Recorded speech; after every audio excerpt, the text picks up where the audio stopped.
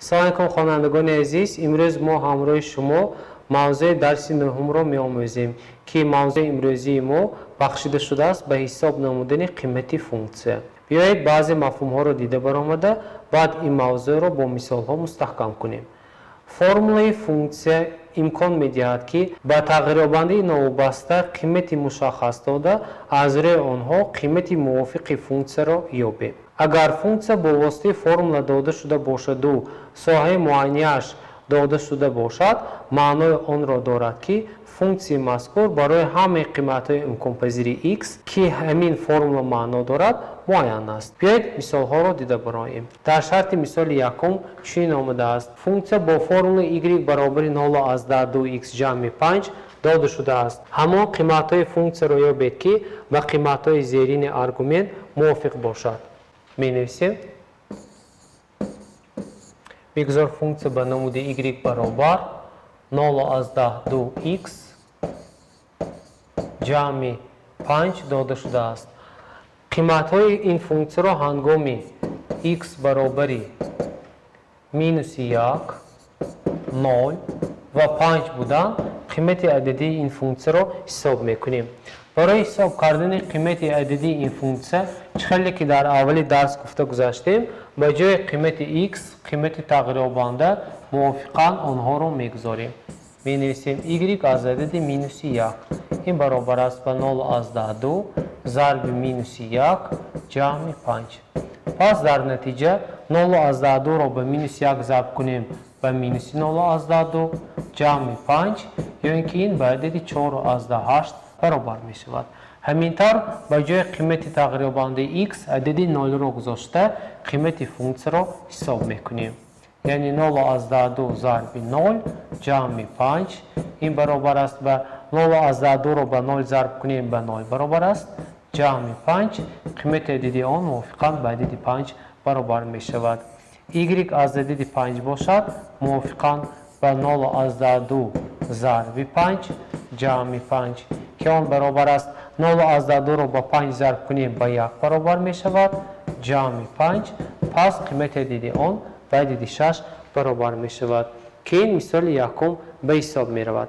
بیایید مثال دوم را دیده برآییم. در شرط مثال دوم چنین آمده است: فونکسیه با فرمول y برابر 1 از 2x مینوس 8 معین کرده شده است. برای کدام قیمت آرگومنت قیمت فونکسیه موافقاً به 4 10 و 60 برابر می شود. فونکسیه به نمود y برابر 1 از 2x مینوس 8 برابر است یا اینکه معین است. قیمت فونکسیه را ما میدانیم که آنها موافقاً به 4 10 و 60 برابر است. باید قیمت x یافته شود.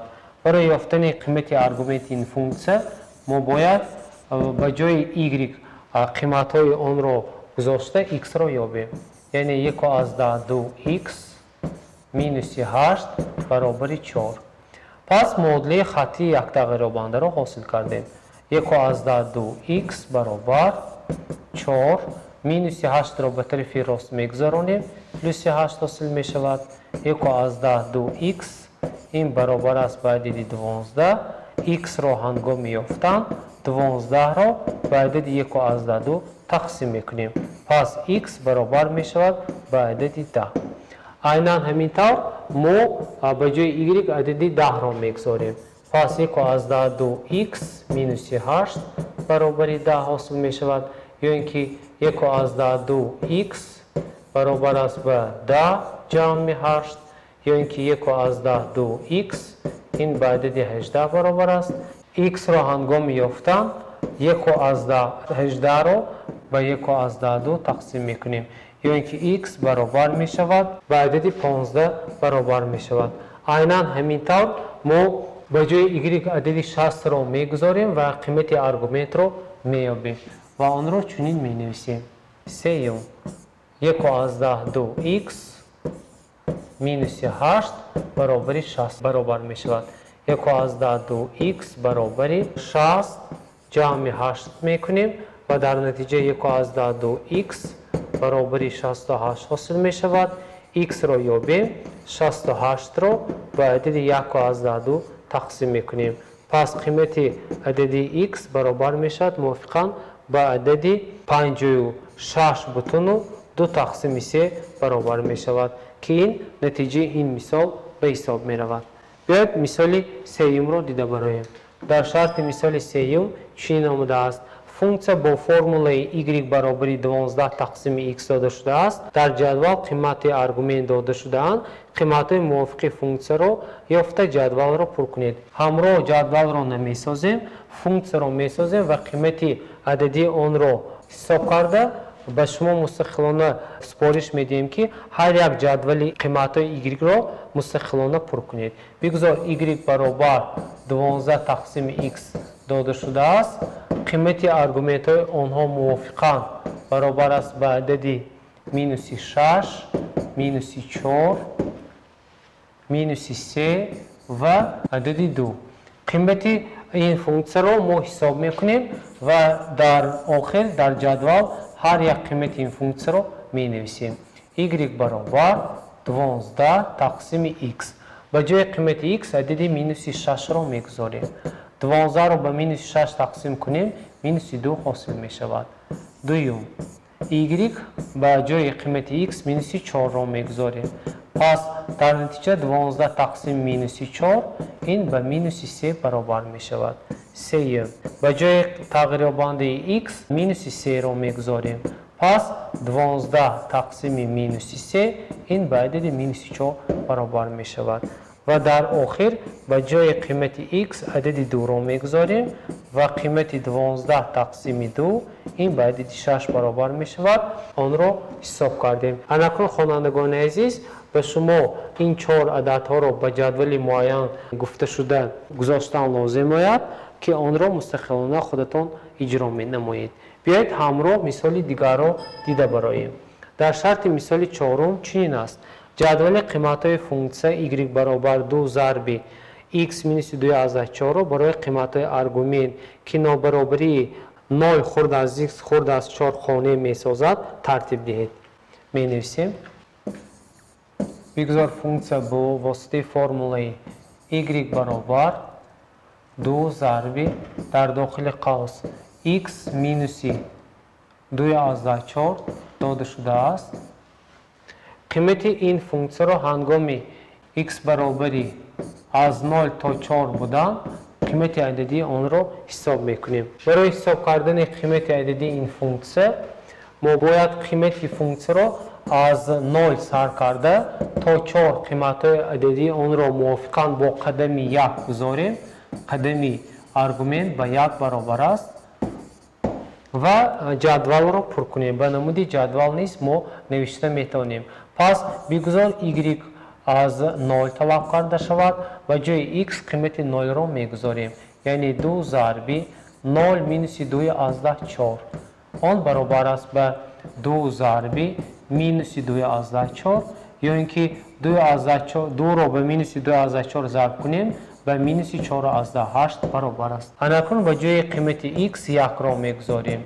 پس 2 ضرب 1 مینوس 2 از 4 این برابر است به 2 ضرب از 1 2 از 4 را ترک کنیم مینوس 1 از 4 حاصل می شود یا اینکه 2 را به عدد مینوس 1 از 4 ضرب کردن به مینوس 2 از 8 برابر می شود.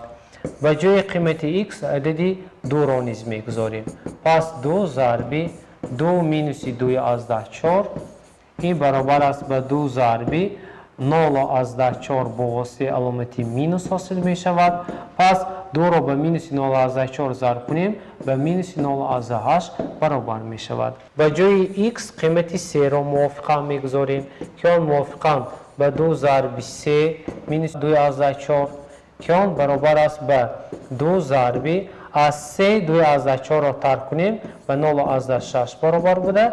2 را به 0 از 6 ضرب کردن به 1 از 2 برابر می شود. و نهایت مثال قیمت این فونکسیا رو در نقطه 4 میگذاریم و در نتیجه 2 ضرب 4 مینوس 2 از 4 حاصل میکنیم که آن موافقاً به 2 ضرب از 4 2 از 4 را ترک کنیم به 1 از 6 برابر است. پس 2 را به 1 از 6 ضرب کردن 3 از 2 را حاصل میکنیم که این مثال چهارم به حساب می رود.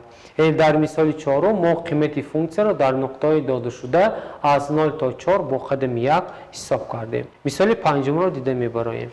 در شرط مثال پنجم چنین آمده است: فونکسیا با فرمول y برابر 1/2x - 8 داده شده است. همون قیمت های ارگومنت را یابید که برایش قیمت های فونکسیا به -4 و بعدی 12 برابر باشد. می نویسیم مثال 5. فونکسیا با فرمول y برابر 1/2x - 8 داده شده است. همون قیمت ارگومنت را باید یابیم که قیمت فونکسیا به -4 و بعدی 12 برابر باشد. پس این مثال را حل میکنیم. یعنی فونکسیا داده شده است، قیمت فونکسیا موافقاً به -4 و بعدی 12 برابر است. به جای قیمت y موافقاً -4 و 12 را گذاشته حساب میکنیم. -4 برابر 1/2x - 8 یا اینکه 1/2x - 8 برابر -4 یا اینکه 1/2x برابر -4 -8 را به طرف راست گذارانیم پلس 8 حاصل می شود. یا اینکه 1/2x موافقاً برابر است به -4 را به 8 جمع کنیم به 4 برابر است. x را یابیم، 4 را به 1/2 تقسیم میکنیم. یا اینکه آن برابر است به 4 تقسیم 6 تقسیم 5، 4 ضرب 5 تقسیم 6، 4 را با 6 اختصار میکنیم و عددی 3.1 تقسیم 3 را حاصل میکنیم که قیمت این ارگومنت به حساب می رود. اکنون به جای y عددی 12 را میگذاریم. 1/2x - 8 برابر 12. در اینجا 1/2x برابر است به 12 جمع 8 یا اینکه 1/2x این به عدد 20 برابر است. یا اینکه x را هنگام یافتن 20 را به 1/2 تقسیم میکنیم.